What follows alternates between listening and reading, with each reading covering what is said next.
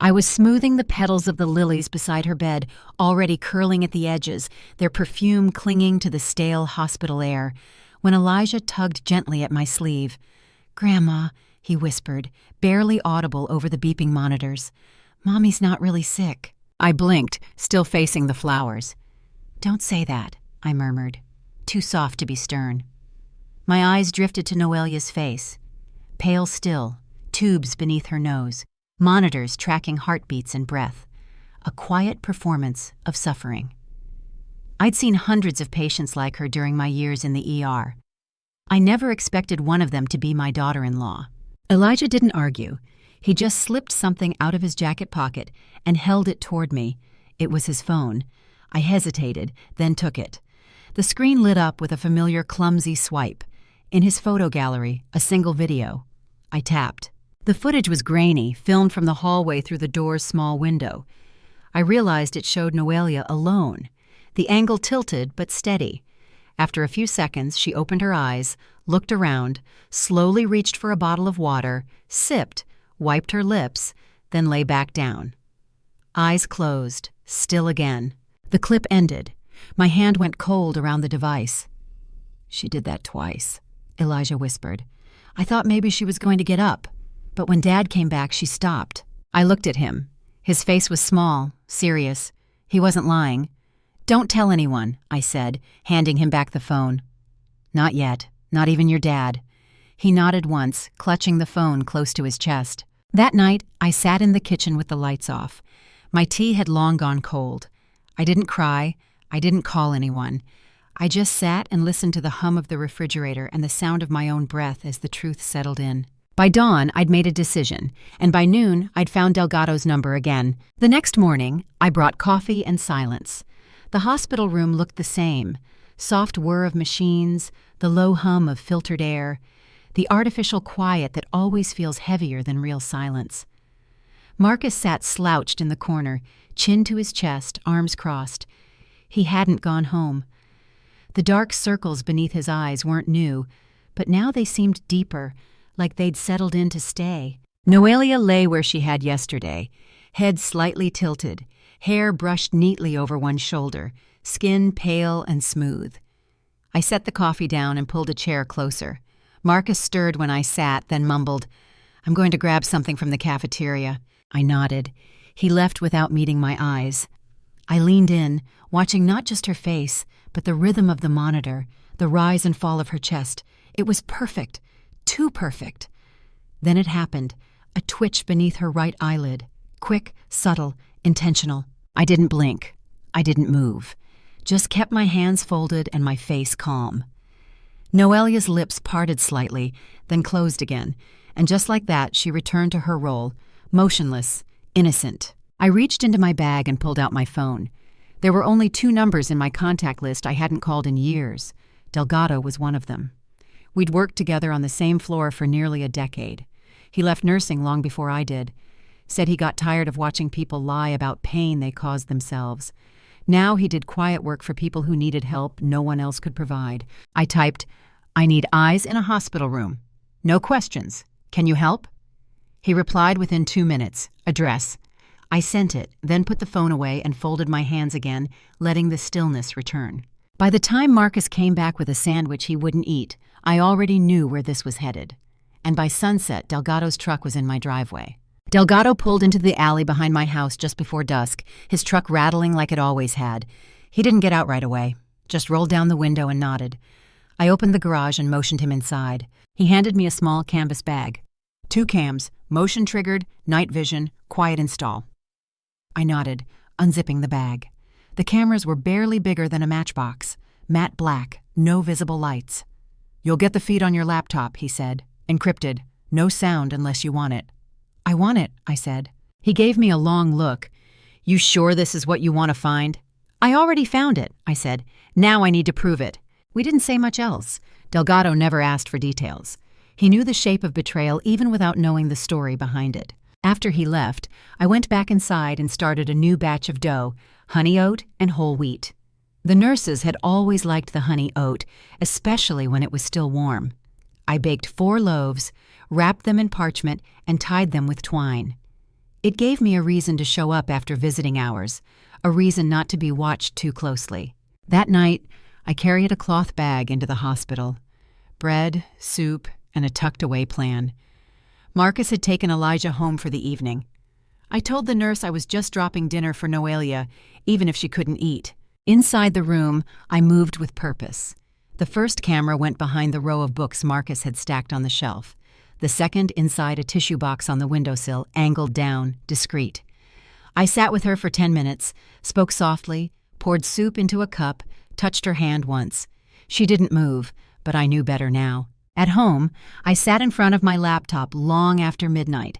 The room was dark. My tea sat untouched. At 3:14 a.m., the feed flickered. Noelia opened her eyes, reached under the bed, pulled out her phone. "I'm done here," she whispered. "After the payout, I'm gone. He can keep the kid." I didn't move, just pressed record. Saturday morning came with a calm that didn't belong to it. Marcus had taken Elijah to his art class downtown, leaving the house unusually still. I waited until their car disappeared down the street before climbing the stairs. Noelia's perfume hit at me before I even reached the bedroom. Sweet, artificial, the kind that tried too hard to be expensive. Her things were still where she left them, as if she might walk in any moment. I opened the curtains to let light fall across the dresser and began where anyone hiding something would feel safest. The second drawer down. Scarves, too neatly folded. I lifted them one by one, careful not to disturb the order. Beneath the last, I felt paper. 2 envelopes, heavy, their corners pressed flat. My hands were steady when I opened the first. A life insurance policy, $300,000, signed and dated 8 months ago. Beneficiary, Dr. Luis Herrera. The second was a long-term medical care agreement. Same signature, same date, same beneficiary. I stared at the names. Herrera, the hospital director. My stomach went cold. It wasn't just an affair. It was a partnership. I took out my phone and snapped photos, quick and silent. The lens caught everything, the signatures, the dates, the amount. Then I slid the papers back exactly as they were and refolded each scarf. My movements were automatic, practiced from years of precision at hospital bedsides. I turned toward the door and froze. Marcus stood in the doorway, a grocery bag in one hand, his eyes searching mine. "What are you doing?" I didn't blink. I was looking for Elijah's drawings, the ones he made for her. He studied me for a moment longer than comfort allowed, then nodded slowly. "I think he keeps them in his backpack." When he turned away, I exhaled the breath I hadn't realized I was holding. I closed the drawer and walked downstairs, my pulse steadying only when I saw Delgado's truck already parked half a block away. It was just past noon when the knock came. Sharp, deliberate, not the kind that waits for permission. I wiped my hands on a dish towel and opened the door halfway. 2 men stood on the porch. The first wore a leather jacket that had seen better days. The second leaned against the railing, chewing something invisible, eyes scanning the street. "Ida Vale?" the first one asked. "Yes." He unfolded a crumpled sheet of paper, my address scrawled across the top. "We're looking for Noelia. She said the check's almost cleared. We gave her an advance." I frowned. "I don't understand. She's in the hospital." They exchanged a look, the kind of shared amusement that comes from experience. "Yeah," the one by the railing said. "Heard that before. She's sick. She's resting. She's recovering. You'd be surprised how many people get real creative when they owe money." "She's not faking," I said, my voice sharper than I meant. The man with the paper smiled without warmth. "Not the first fake coma we've seen." He tucked the sheet back into his jacket. "Tell her she's got 1 week. After that, we start collecting interest." They turned and walked down the path like they already knew they wouldn't see her again. The sound of their boots faded into the hum of passing traffic. I closed the door and locked it twice. My hands were trembling now. I pressed my palm to the wood, trying to steady my breathing. The smell of flowers still hung in the air from the morning's baking. Suddenly out of place in a house that no longer felt safe, I grabbed my phone and called Delgado. He answered on the second ring. "They came to my door," I said. 2 men. Said she owes them money from an advance on the insurance." He was silent for a beat. "Then it's bigger than just her and Herrera. We can't sit on this anymore." "What do we do?" "I'll call Brenner. She's handled this kind of thing before." I looked toward the window, curtains swaying from the breeze, and realized Marcus would never believe a word of this unless he saw it for himself. Detective Brenner was calm, sharp-eyed, and didn't waste words. She listened to everything without blinking. Delgado's footage, my photos, the audio recordings, and then she leaned back in her chair and said, "We wait. Let her keep acting. Let them both walk right into it." I nodded. It wasn't the plan I wanted, but it was the one that would stick. 2 days later, Herrera called a family meeting. Marcus was the first to arrive at the hospital. He looked thinner than usual, his collar wrinkled, his eyes tired. Elijah wasn't with him. He'd stayed home with a neighbor. I walked in second. Herrera met us outside the room, solemn, clipboard in hand. "I'm sorry," he said. "Noelia hasn't responded to any interventions. We need to start discussing end-of-life care." Marcus looked like someone had pulled the floor out from under him. He sat down slowly in the nearest chair, one hand on his knee, the other clenched tight. The nurse standing beside him wiped her eye with her sleeve. Herrera turned to me, waiting for approval. I gave a small nod. Inside the room, Noelia lay still beneath the blanket. Herrera stepped forward, uncapped his pen, and signed the top page on the clipboard. The air in the room shifted. The door burst open. 2 officers stepped in, firm and quiet, voices low but unshakable. "Noelia Vale, you are under arrest for insurance fraud and criminal conspiracy." Noelia sat up as if the mattress had shocked her. Her eyes darted wildly. "Wait," she said, her voice dry and real. "Wait, you don't understand." Marcus stood frozen. Then he took 1 step back. Just one. His hand dropped from the side rail of the bed like it had burned him. The nurse gasped. One officer read her rights. The other cuffed her wrists. Herrera hadn't moved. His mouth opened, but no words came. Brenner stepped through the door last, calm as ever, and met my eyes. I nodded. They led Noelia out of the room. Marcus didn't follow. The courtroom smelled like cold coffee and paper. It was the kind of place where nothing moved too quickly, where even betrayal felt quiet under the fluorescent lights. I sat behind the prosecution table with my hands folded, watching the screen as the first clip played. Noelia's face appeared ghost-like in the night vision footage. She sat up in her hospital bed, reached for her phone, whispered into it. Her voice echoed across the room, clear and cruel. "After the payout, I'm gone. He can have the kid." No one made a sound. The second video showed her walking in the hospital parking lot at 3:00 a.m., laughing, her gown tucked under a long coat. Herrera met her by the side gate. They kissed, then disappeared behind his car. The audio was worse. Conversations about policy numbers, forged documents, signatures. Herrera's voice calm and familiar. Noelia's tone clipped and businesslike. Marcus didn't move. He sat at the end of the bench, his shoulders rigid, his eyes fixed straight ahead. I couldn't tell if he was listening or just waiting for it to stop.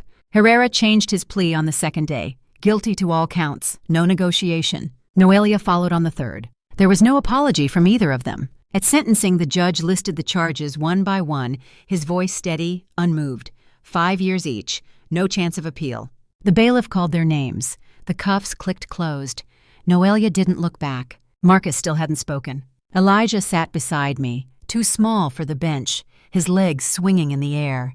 When the gavel finally dropped, he reached for my hand without saying anything. I let out a breath I didn't realize I was holding. It felt like the only sound in the room. Outside, reporters waited near the curb, but none of us stopped. Marcus walked ahead, eyes on the pavement. I held Elijah's hand and followed in silence. Marcus moved out 3 weeks after the sentencing. No argument, no scene, just a quiet weekend of boxes in the trunk and Elijah clutching a stuffed bear that had seen better days. He didn't say where they were going at first. I didn't ask. Eventually, he told me it was a rental on the other side of town, closer to Elijah's school, farther from everything else. He didn't apologize, but he also stopped defending her. That was enough. I cleared out the guest room for Elijah, washed the linens, made space in the bottom drawer for his pajamas and his growing collection of markers. On Sunday nights, he stayed with me. By Monday morning, he always asked for toast with extra cinnamon. We didn't talk about the trial. While rearranging the closet to make more space, I found a box shoved behind the shoe rack, plain cardboard, taped shut with the same kind of methodical neatness I remembered from the way Noelia used to fold napkins. I carried it to the bed and opened the flaps. Inside were things that didn't weigh much. A stack of unopened birthday cards still in their envelopes. A pale necklace I'd given her for her second anniversary with Marcus. still in the box, the tag never removed. A journal with nothing written in it. At the bottom, a folded brochure for a spa in Arizona dated 6 months earlier. There were no photos. None of Marcus, none of Elijah, not even one of the three of them together. I sat on the edge of the bed with the lid resting beside me. For a moment, I let my fingers rest on the necklace box. I didn't open it. Some part of me still expected to feel something sharp. Grief, anger, something with an edge. But all I felt was distance, like I was looking at someone else's belongings, someone I'd only met in passing. I resealed the box, taped it shut again, and slid it into the back of the closet. The first time Elijah brought out his crayons again, he didn't draw people. He sat at the kitchen table, head bent low, carefully filling the page with trees, birds, and a crooked lighthouse with a yellow roof. When I asked what it was, he said, "A place I want to go someday." There were no stick figures, no labels that said Mommy. He didn't mention her. He didn't need to. I started baking again, but not in the same way.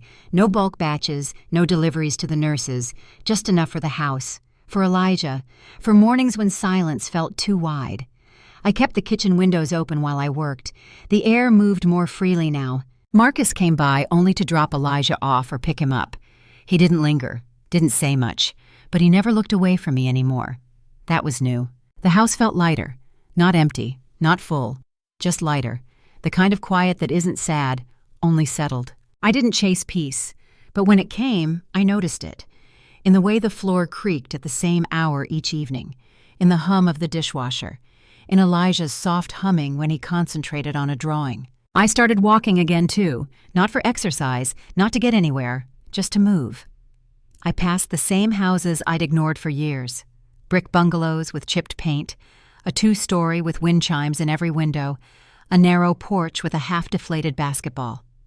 None of them had changed, but I had. Sometimes I'd find Elijah watching me through the window when I came back. He never asked where I went, just opened the door like he'd been waiting. One evening, as I folded laundry, I found a small paper bird tucked inside Elijah's pajama drawer. He'd folded it neatly, carefully. On the wing, he'd written one word in blocky letters, home. I set it gently on the windowsill beside the cinnamon tin and the last jar of blackberry jam. I changed the locks on a Tuesday morning. The man who installed them didn't ask why, and I didn't offer a reason. It wasn't fear. It was something quieter than that. A need to mark the threshold again, a beginning. The next day, I repainted the kitchen. The old color was still decent, but I wanted something new, simple, warm, soft enough to hold morning light without pretending to be cheerful. I moved slowly, one section at a time, letting the brush carry what words wouldn't. Elijah watched me for a while, then asked if he could help. He held the brush like a pencil and dabbed one uneven corner with a seriousness I didn't interrupt. By the end of the week, he was asking to help knead dough. I showed him how to press with the heel of his hand, fold and turn. He giggled the first time the dough sprang back. On Sunday, I taught him how to braid a loaf. His fingers fumbled, but he got it right on the second try. Marcus began to speak again. Not about the past, just small things. Groceries, a new teacher at Elijah's school, weather. He didn't bring up Noelia. Neither did I. We moved around the silence without stepping on it. That felt like progress. Spring came late, but when it did, it slipped in without announcement. The trees along the sidewalk leafed out in one long green breath. I started opening the windows more, letting the breeze pass through the house without asking it to stay. The scent of flowers returned, not layered with memory, not tangled with regret, just flowers, warm, honest, alive. One morning, Elijah left a note on the counter beside a half-eaten cinnamon roll. It said, "Can we make owl-shaped bread next time?" I smiled and folded it into the notebook I kept by the stove. The house no longer waited for anyone. It just lived.